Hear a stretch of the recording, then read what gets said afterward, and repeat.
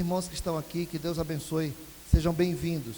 Gálatas capítulo 4, versículos 8 a 11. Como a gente está pregando na sequência esse texto de Gálatas, então, um domingo por mês eu prego a sequência de Gálatas. Então, chegamos nesse capítulo 4, versículos 8 a 11, onde o apóstolo Paulo diz assim: outrora, porém, não conhecendo a Deus, servíeis a deuses que por natureza não são. Mas agora que conheceis a Deus, ou antes, sendo conhecidos por Deus, como estáis voltando outra vez aos rudimentos fracos e pobres, aos quais de novo quereis ainda escravizar-vos? Guardais dias e meses e tempos e anos, receio de vós tenha eu trabalhado em vão para convosco. Irmãos, eu cheguei lá em Aquidauana, eu tinha 15 anos, e fui à igreja, e conheci o pastor Carlos Cooper. Algumas pessoas aqui o conheceram também. O pastor Carlos Cooper, ele era um homem alto, tímido, ele é um homem alto, tímido, e eu cheguei naquele culto, e ele, por ser tímido, ele não olhava no olho da gente. Então, ele ficava conversando com a gente, e olhava entre as pessoas, porque ele tinha timidez. E estava acontecendo um negócio lá na hora do culto que eu não gostei, e eu fiquei desanimado, e fui embora desanimado com aquele pastor. Mas o tempo foi passando, e eu morando na cidade, sem conhecer ninguém, ele foi assumindo um cuidado com a minha vida que eu nunca tive de ninguém. Às vezes eu sou muito apegado a algumas crianças, né? E o Daniel, que hoje é pastor, quando eu comecei a conviver com o Daniel, ele tinha 9 anos, e o Daniel muito apegado comigo, eu muito apegado com ele. Toda vez que eu me relaciono, agora há pouco o Davi estava do meu lado, que agora está dormindo, mas estava do meu lado agora há pouco, eu olhei para ele e falei assim: aí meu presbítero? Aí ele olhou sério assim, porque eu fico pensando, caramba, em potencial pode ser um presbítero da igreja amanhã. Eu brincava com o Daniel, falando para ele: meu pastor, hoje ele é pastor. O pastor Carlos fez isso comigo, o pastor Carlos cuidou de mim nos mínimos detalhes. Eu ia para a casa dele todo final de semana, comia lá na casa dele, vivia misturado com eles, lavava o carro dele, limpava o quintal dele, vivia ali com ele como se fosse um filho, e ele me tratava realmente como fosse um filho. E a Maria Luísa até hoje me chama de meu filho, e a Nayara chama ele de vô e vó, e eu fui criado naquele sistema. Quando um dia eu cheguei para ele, eu era acostumado a pregar lá na escola interna onde eu estudava, e um dia eu cheguei para ele e falei: pastor, obrigado meu irmão, Jaqueline, bom demais te ver, minha filha, sempre bom demais te ver, tá?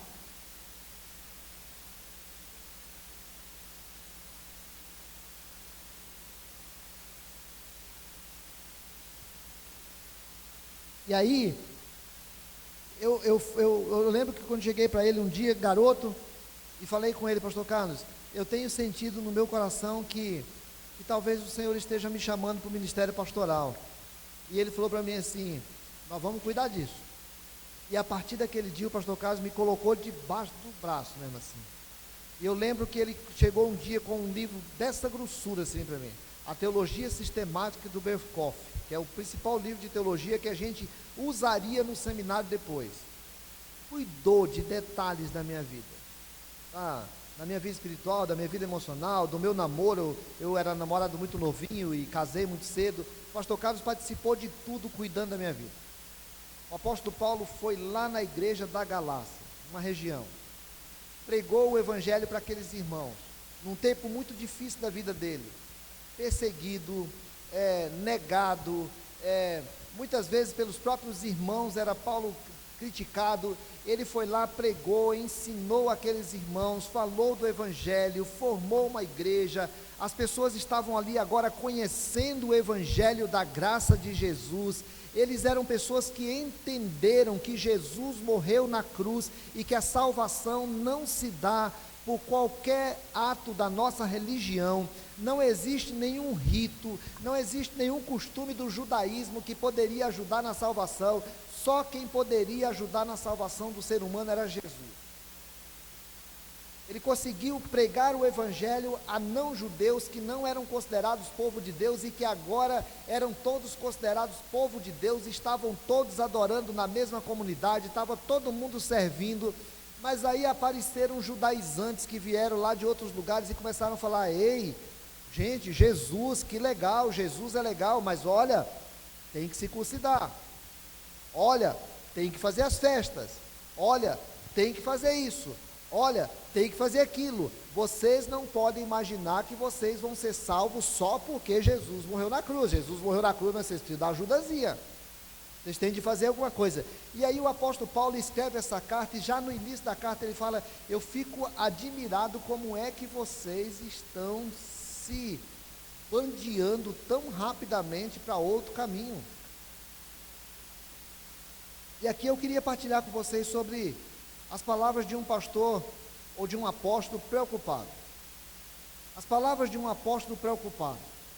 Primeiro, no versículo 8, o apóstolo Paulo diria que vocês se lembrem da transformação pela qual passaram. Gente, que vocês se lembrem da transformação que um dia aconteceu na vida de vocês. Talvez vocês não se lembram, porque vocês já estão tão acostumados com essa nova realidade que vocês nem se lembram. Talvez vocês não se lembram, porque vocês nem passaram por isso ainda, então não dá para se lembrar.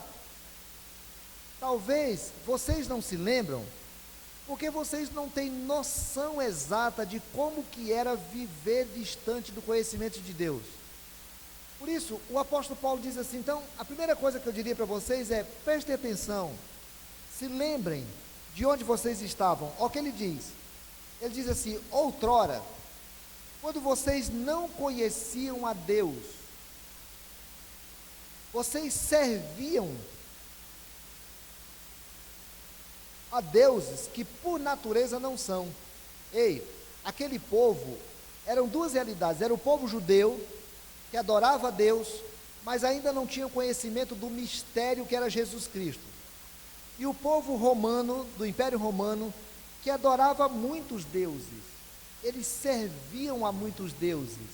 O povo romano era de profundo temor. O povo romano adorava muitos deuses.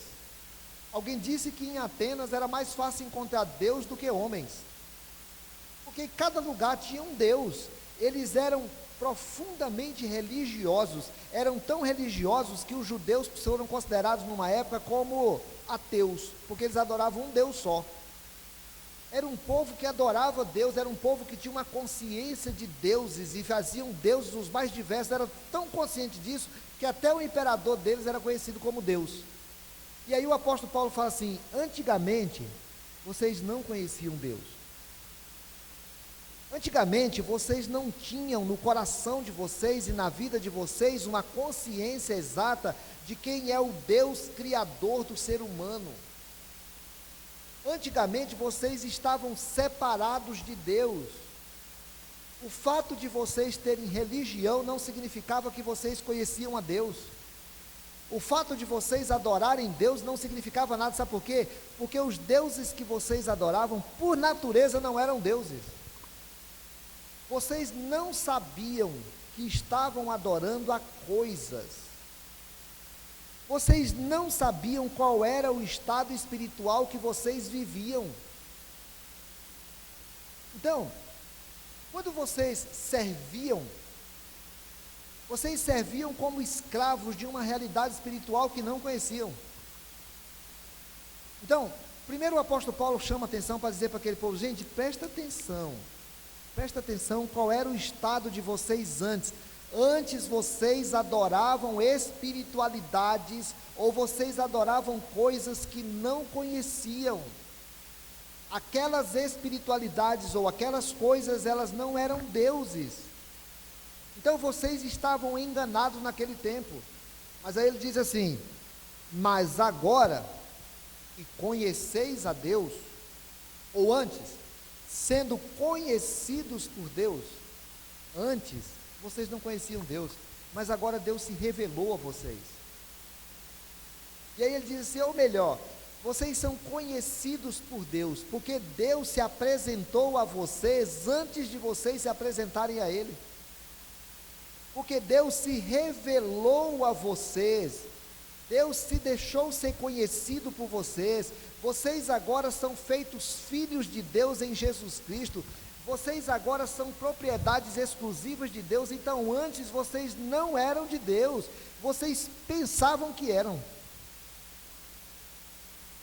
Mas Deus em Jesus Cristo deu, o apóstolo João dizendo, né? Deu a vocês o poder de serem feitos filhos de Deus. Então, presta atenção em quem vocês eram, presta atenção em quem vocês são. Se você nunca teve uma relação pessoal com Deus a partir de Jesus Cristo, o Senhor está te chamando hoje, o Senhor está te convidando hoje, o Senhor está te chamando a responsabilidade disso para poder dizer assim: eu amei você profundamente na cruz. Você não podia me adorar, você não podia estar comigo, mas eu morri na cruz por você através de Jesus, para que você possa ter comunhão comigo. Então, quem não conhecia tem a oportunidade. Quem já conheceu Jesus, o apóstolo Paulo fala uma palavra dura para eles, porque dizendo: gente, presta atenção. Presta atenção. Às vezes vocês se esquecem. Às vezes vocês perdem a noção de que vocês foram inseridos numa nova realidade. Presta atenção. Eu fico pensando, se eu encontrasse com o pastor Carlos hoje, e ele falasse para mim assim: Luísio, deixa eu te perguntar uma coisa.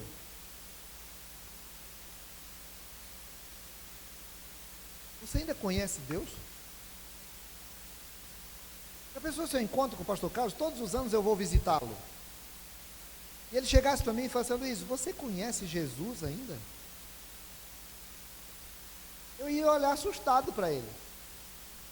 Eu me lembrei da menininha que foi entregar folheto lá numa rodoviária, e aí tinha um pastor que estava sentado, ele tinha chegado para pregar numa igreja naquela cidade, e aí alguém tinha que buscá-lo na rodoviária, não tinha chegado ainda, e a menininha estava entregando o folheto, e aí entregou o folheto e falou assim: olha, Jesus te ama, eu queria deixar essa palavra com o senhor.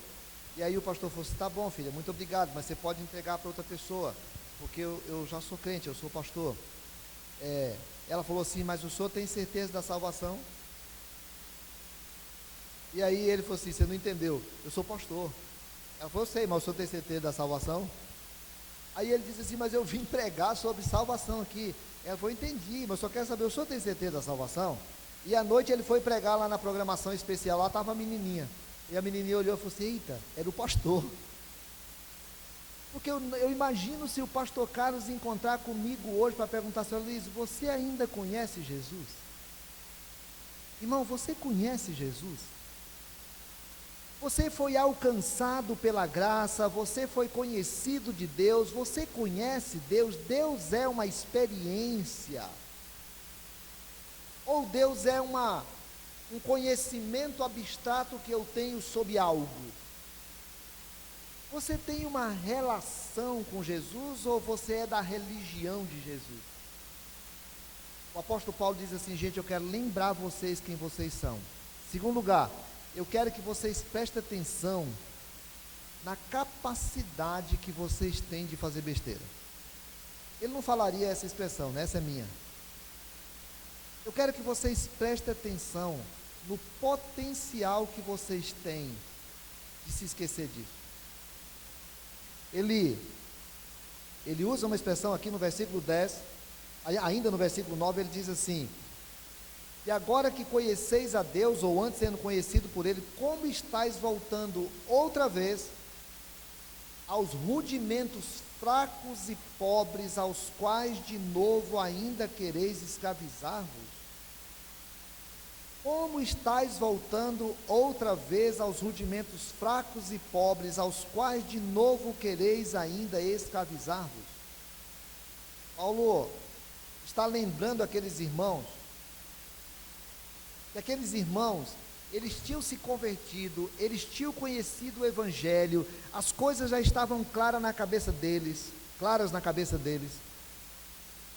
mas de repente veio um ensinamento diferente, que o apóstolo Paulo chama aqui de rudimentos.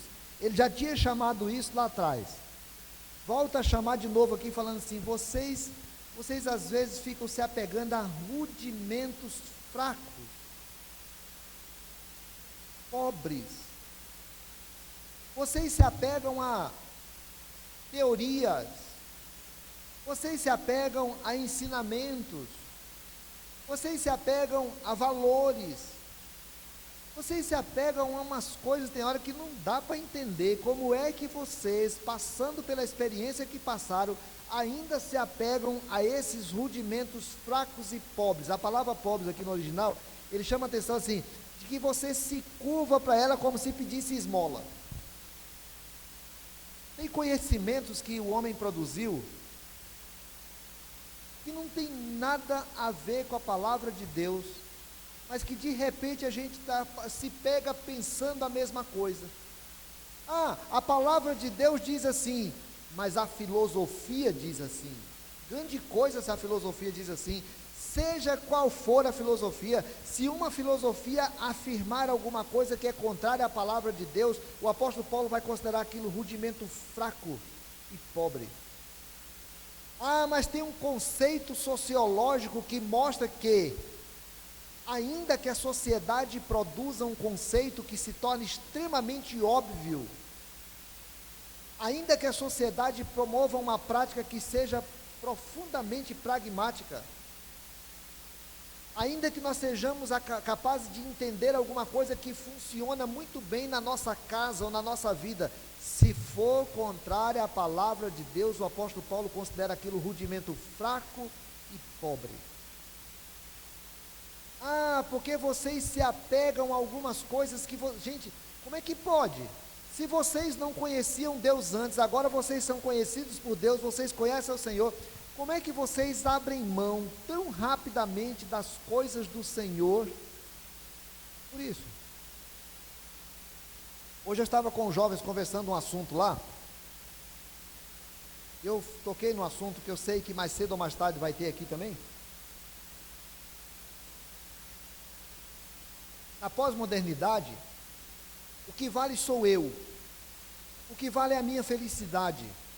O que vale é se eu estou me sentindo bem. Eu não vou ficar mais nessa igreja porque eu não estou me sentindo bem, eu não vou ficar nesse casamento porque eu não estou me sentindo bem, eu não vou ficar nessa empresa porque eu não estou me sentindo bem, eu vou sair dessa faculdade porque eu estou me sentindo bem, porque o mundo existe para me fazer sentir bem, porque eu sou o Senhor. Na pós-modernidade, o que importa não é aquilo que é a verdade, porque não existe verdade absoluta na pós-modernidade. O que existe é bem-estar absoluto. Se for bem-estar absoluto, para mim está bom. Então, agora, daqui uns dias vai chegar um irmãozinho aqui querendo casar, uma irmãzinha, e aí ele vai querer morar no apartamento, e ela vai querer morar no outro apartamento, no outro prédio, porque nós agora somos modernos, a gente quer cada um para si, Deus para todos, porque eu vou ficar aqui e ela vai ficar lá. Puxa, e pode? Mas tem algum lugar que diz que não pode? É verdade, não tem, porque a gente se casou, e a gente fez compromisso nupcial, e nós formamos uma família, só que nós somos uma família diferente, ela vive lá e eu vivo cá, e na hora que nós tivermos filho, normalmente filho sobra para a mulher, né? É só ver quando se separa que os homens vazam, deixa tudo na responsabilidade da mulher, né? Aí assim, então a mulher fica cuidando dos filhos, porque eu vou ficar por aqui, porque eu tenho que dormir a hora que eu quero, isso não tem nada a ver com a proposta de família que o Senhor faz para nós. Mas agora todo mundo faz, e daí que todo mundo faz? Se é um conceito contrário à palavra de Deus, de responsabilidade, de comprometimento, de cuidado, de ensino mútuo e constante, a proposta é que seja de responsabilidade, de cuidado, de ensino mútuo e constante. Então, ainda que seja uma coisa muito normal, quando ela for contrária à palavra de Deus, o apóstolo Paulo diz assim: eu estou impressionado como é que vocês são capazes de fazer besteira. E aí de novo eu imagino o pastor Carlos chegando para mim e falando assim: mas Aloysio, verdade mesmo? Você está fazendo isso? Eu te conheci menino, Você aprendeu algumas coisas e agora tu está abrindo mão disso. Eu não sei o que eu falaria na frente do pastor Carlos, porque eu tenho muito respeito por ele.